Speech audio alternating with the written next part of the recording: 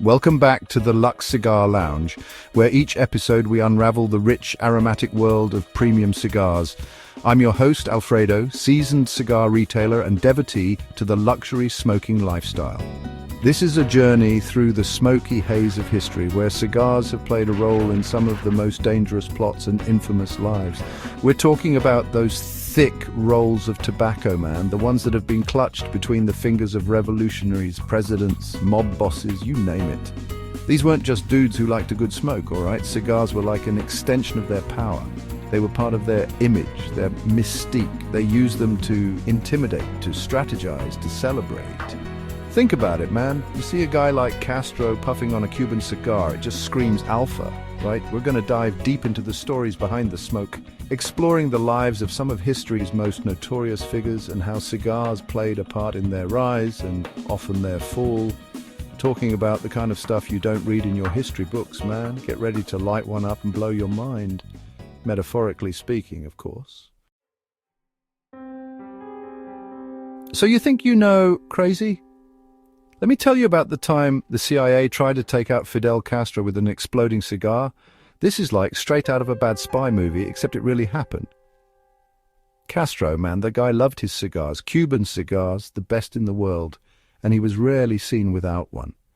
The CIA, they knew this, and they figured what better way to get rid of the guy than with his favorite vice. Now, the details are still kind of murky, classified stuff, you know?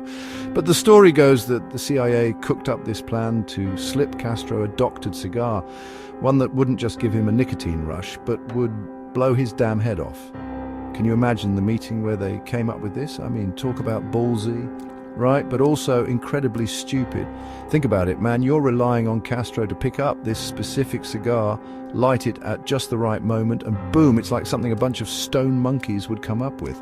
Of course, it didn't work. Castro, he was too smart for that, too damn lucky, but the fact that they even tried, that they put this much thought into turning a cigar into a weapon, it tells you something about the paranoia and desperation of the Cold War. The exploding cigar, man, it's a perfect example of how cigars became intertwined with power, intrigue, and some seriously wild stuff during that era. You can't talk about cigars in history without mentioning Winston Churchill. This guy, he wasn't just a fan of cigars, he was practically married to them. They were as much a part of his image as his bowler hat and his V for victory sign. Churchill, he understood the power of image, man. He knew that a cigar, especially a big fat Cuban, projected an aura of strength, authority, and just a touch of badassery. This was a guy who led Britain through its darkest hour, staring down Hitler and the Nazis, and he did it all with a cigar clamped firmly between his teeth. But it wasn't just about looking cool, all right? For Churchill, cigars were a strategic tool. Think about it, in the middle of a tense negotiation, surrounded by stuffy diplomats, Churchill would light up a cigar. It was a power move, a way of saying, I'm in charge here and I'm not afraid of anything. He'd puff away, filling the room with smoke, and let the other guys squirm. It was brilliant, really. He even had a special suit made with a pocket designed to hold his cigar case. This dude was committed. Churchill's love affair with cigars was legendary. He smoked 8 to 10 a day, sometimes more. He even had a special room built in his house just for smoking cigars. The man was a walking, talking testament to the power of the cigar. He knew that in the right hands a cigar could be more than just a smoke. It could be a weapon, a symbol, a legend. Al Capone, Scarface, the name alone conjures up images of pinstripe suits, Tommy guns, and of course a big, fat cigar. This was a guy who understood the power of image, maybe better than anyone. He knew that in the world of organized crime, looking the part was half the battle. And nothing said, I'm the boss, I make the rules, quite like a cigar. It wasn't just a smoke for Capone, it was a badge of authority, a symbol of his power. Think about it, man. You've got this guy, ruthless gangster, responsible for God knows how many murders. And yet he's always got that cigar in his hand, looking calm, cool, collected. It's chilling, right? It adds to his mystique, makes him seem untouchable. And Capone, he knew how to play the media game. He understood that a photo of him with a cigar, flashing that cocky grin, it would sell newspapers, strike fear into the hearts of his rivals.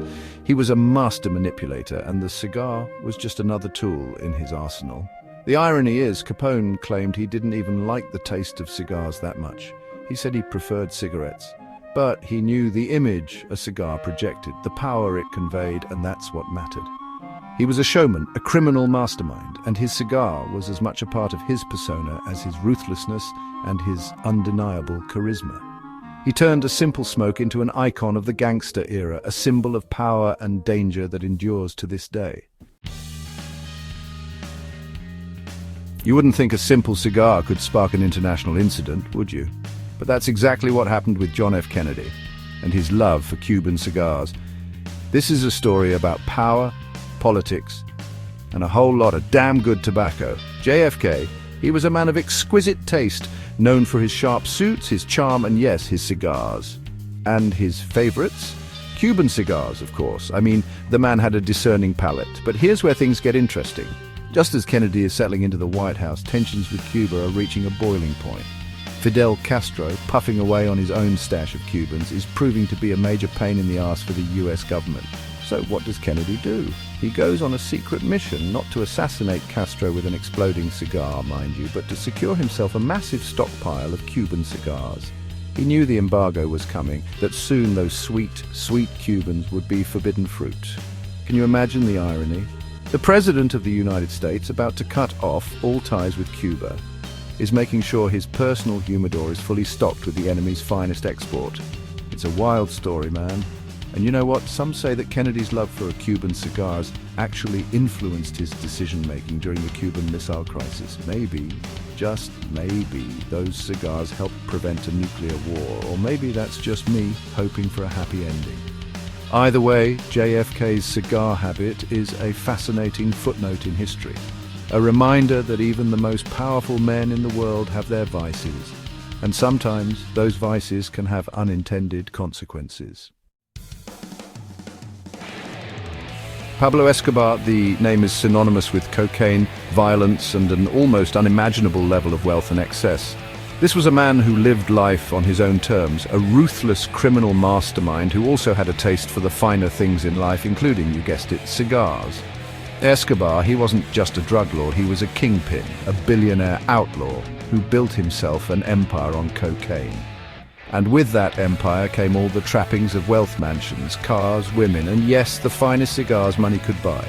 For Escobar, cigars weren't just a vice, they were a symbol of his success, his power, his complete disregard for the rules. He'd light up a fat Cuban while conducting business, a cloud of smoke surrounding him like a halo of danger and decadence.